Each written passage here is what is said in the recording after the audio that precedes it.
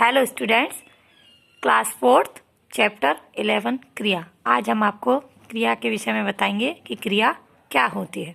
ठीक है, तो यह तो सभी बच्चे जानते होंगे कि क्रिया मतलब जैसे हम उठते हैं, बैठते हैं, खाते हैं, पीते हैं, कहीं छुपते हैं या कोई कार्य करते हैं, या जैसे प्रकृति कोई कार्य करती है, जैसे पेड़ बढ़ता है, नदी बहती है और फूल खिलता है।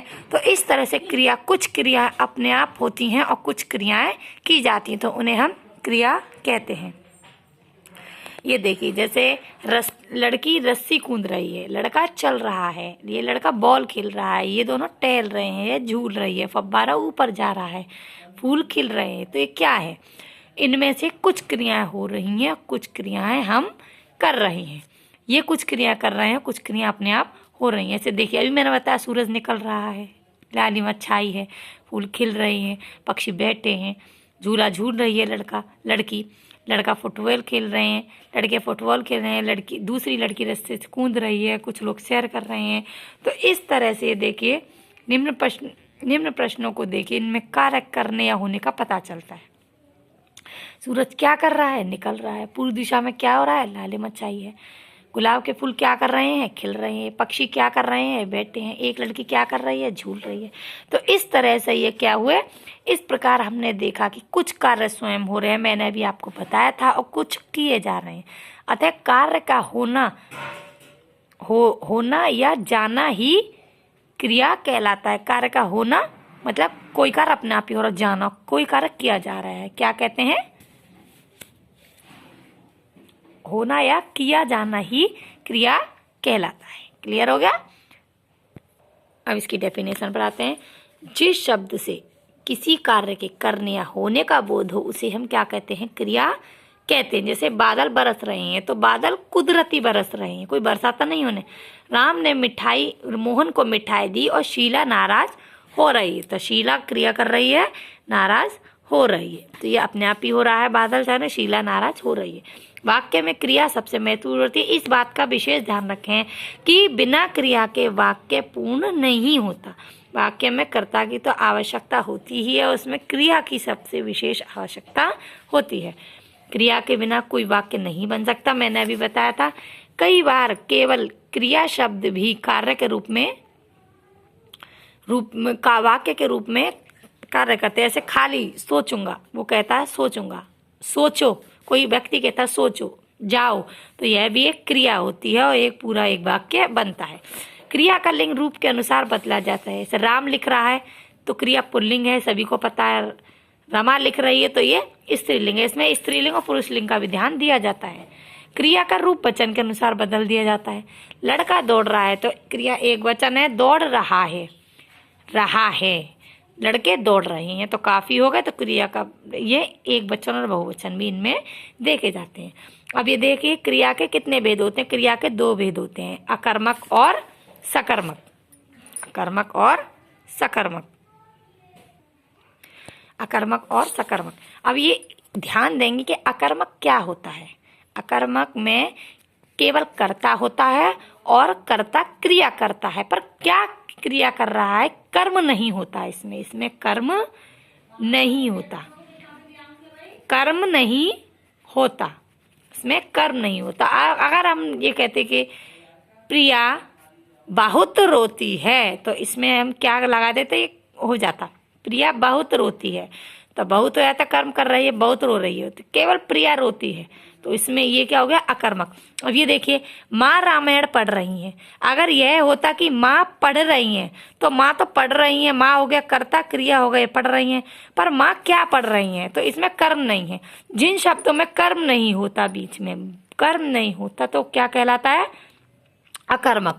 और जिन शब्दों में कर्म होता है कि माताजी क्या पढ़ रही है, किसी को ये नहीं पता कि माताजी क्या पढ़ रही हैं, तो वो मतलब किसी को ये तो नहीं पता कि माताजी क्या पढ़ रही है। अगर हम ये लिखते कि माँ पढ़ रही हैं, तो क्या पढ़ रही हैं?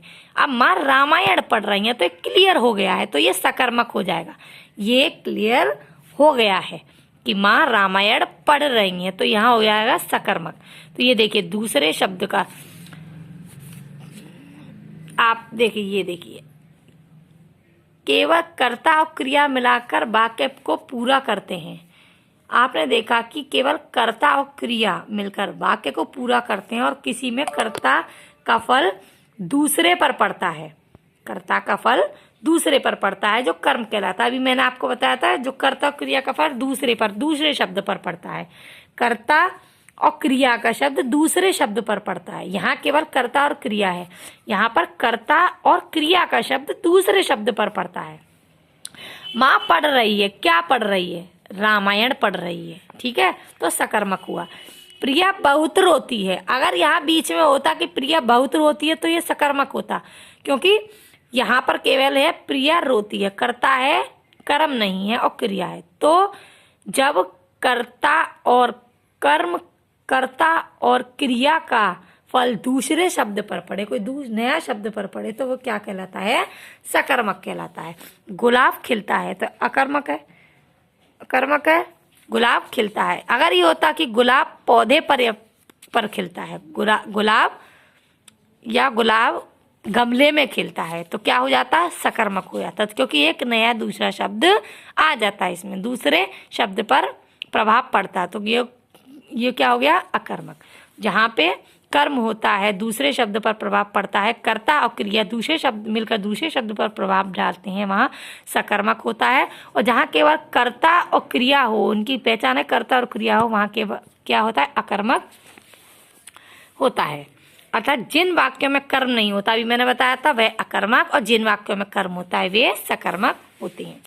अब ये देखिए, ये पॉइंट आपको याद करना है। कार्य के करने होने का बोध कराने वाले शब्द क्रिया कहलाते हैं। कर्ता और क्रिया मिलकर भी वाक्य बना देते हैं, जैसे ये है, अभी मैंने बताया था ना, जैसे कर्ता और क्रिया मिलकर एक वाक्य तो बना ही देते हैं। कर्ता और क्रिया, प्रिया रोती है, ठीक है। कर्म रहित वाक्य अकर्मक और कर्म सहित वाक्य सकर्मक। जिनमें कर्म नहीं आता वह अकर्मक, जिनमें कर्म आता है वह सकर्मक कहलाते हैं। अब इनकी एक्सरसाइज देखिए। निम्न वाक्य में सही क्रिया भरिए। अध्यापिका के कक्षा से बाहर जाते ही बच्चों ने शोर मचाया। ईशा भगवान की पूजा करो। मोनीश क्रिकेट खेल रहा है। यहाँ मैंने कर दिया निम्न वाक्यों को शुद्ध करके लिखिए। मैं भारत और पाकिस्तान का मैच देखी, तो इनको शुद्ध करना है। बाजार खुल गई, बाजार खुल गई होगी, मैं नहीं, बाजार खुल गया होगा।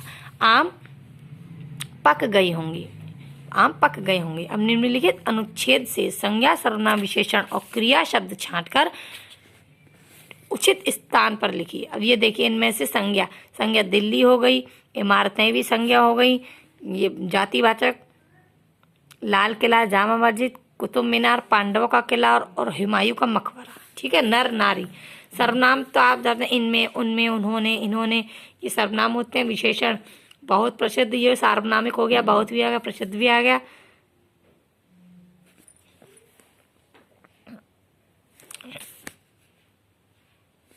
दूर दूर, प्रशंसा, बहुत सी, बहुत सी, ठीक है, ये हो गया विशेषण। ये बहुत, कुछ, काफी, ये होता है ना परिणाम, अनिश्चित वाचक विशेषण। क्रिया, देखने जाते हैं, करते हैं, देख चुके हैं, ये यहाँ पर मैंने आपको फिल कर दिया। ये आपका क्वेश्चन है, क्रिया से आप क्या समझते हो, उनके भेदों का एक एक उदाहरण दीजिए। ये आपको इसमें स्वयं फिल करनी है, ठीक है। आंसर्स मैं आपके पास भेज दूंगी इनके। निम्नलिखित वाक्य में क्रिया शब्दों को रेखांकित कीजिए। जैसे वह तुम्हें कुछ कह रहा है, कहना, खाना, फूल खिल रहा है, फिल्म देखी है, तो ये सारी क्रिया हो गई। सही विकल्प का चयन कर उस पर सही का टिक लगाइए। जिन शब्दों से कार्य का करना या होना पाया जाए उसे क्या कहते हैं? क्रिया। कर्म के आधार पर क्रिया के कितने भेद होते हैं? 2। वाक्य का निर्माण करते हैं कर्ता और क्रिया शब्द मिलकर। निम्न क्रियाओं में अपने आप होने वाली क्रियाओं पर सही का टिक लगाई। सूर्य का उगना अपने आप उगता है, फूल का खिलना अपने आप खिलता है, नदी का बहना अपने आप खिलता है, टहलना नहीं, इंसान खुद करता है। घड़ी का चलना अपने आप होता है, खाना परोसना परोसा जाता है खाना, दौड़ना भी अपने आप होता, अपने आप नहीं होता, गुब्बारा फुलाना अपने आप नहीं होता, पेड़ का बढ़ना अपने आप ही क्रिया होती है, हवा का चलना अपने आप ही क्रिया होती है। अब ये देखिए, क्रिया के बिना वाक्य कभी पूर्ण नहीं होता। सभी को पता है, हैं, था, थे भी क्रिया के रूप होते हैं। इनमें ये क्रियाएं अंदर छुपी रहती हैं। जैसे कि किसान खेत में हैं, तो किसान खेत में हैं वहाँ पर खड़े होंगे या बैठे होंगे?